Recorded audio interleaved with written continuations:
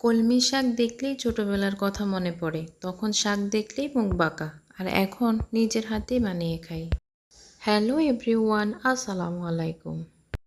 আজকে বানাচ্ছি একদম সাদামাটা কিন্তু ভীষণ মজার একটা জিনিস, কলমি শাকের ভর্তা।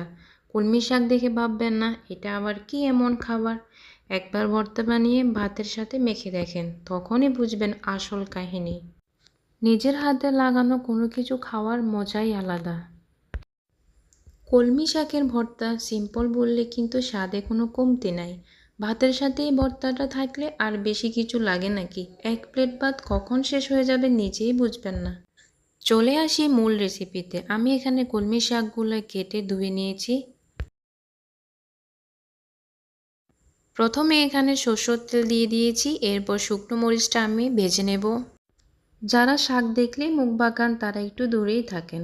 এই ভর্তা কিন্তু আপনাকে মত বদলাতে বাধ্য করবে, আমি 100% গ্যারান্টি দিয়ে বলতে পারি। মরিচ ভাজাটা হয়ে গেছে, এখানে আমি রসুন কুচি, পেঁয়াজ কুচি আর কাঁচা মরিচ দিয়ে দিব। কারণ জীবনটা যেমন ঝাল, ভর্তাটাও একটু ঝাল হওয়া দরকার। এই ভর্তা বানাতে এত কম জিনিস লাগে যে বাজারে যাওয়ার ভয়ও কম। এই যে এগুলা ব্রাউন কালার হয়ে গেছে, এখানে আমি কলমি শাকগুলো দিয়ে দিচ্ছি। পরিমাণ মতো লবণ দিয়ে দিচ্ছি।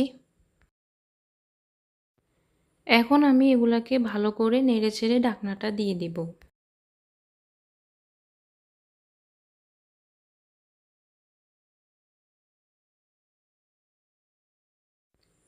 অফ ক্যামেরায় আমি একটু এগুলাকে নেড়েচেড়ে দিয়েছি।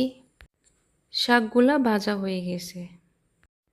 বাটাবাটির ঝামেলা ছাড়াই এই ভর্তাটা করে নিতে পারেন। আমি এখানে ব্লেন্ড করে নেব, আর আপনারা চাইলে এটা বাটতেও পারেন।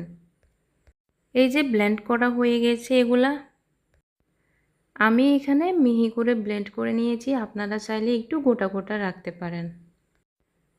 ভেজে রাখা মরিচ আর এখানে কাঁচা পেঁয়াজ নিয়ে নিয়েছি, এগুলো আমি মেখে নিব। সব কিছু তো মাখা হচ্ছে, এখন শুধু গরম ভাতের অপেক্ষা। এখানে আমি সরষের তেল দিয়ে দিচ্ছি, যে কোনো ভর্তায় সরষের তেলটা আরও ভর্তা মজাদার করে তোলে। ব্লেন্ড করা শাকগুলো দিয়ে দিচ্ছি, সবগুলো এখন একসাথে মেখে নিব। দেখতে যত সাধারণ, খেতে কিন্তু ততটাই অসাধারণ। এইটাই আমাদের দেশি ভর্তার জাদু। ভিডিওটা ভালো লাগলে সাবস্ক্রাইব করে আমার চ্যানেলের পাশেই থাকবেন। সবাই সুস্থ থাকবেন, ভালো থাকবেন। আল্লাহ হাফেজ।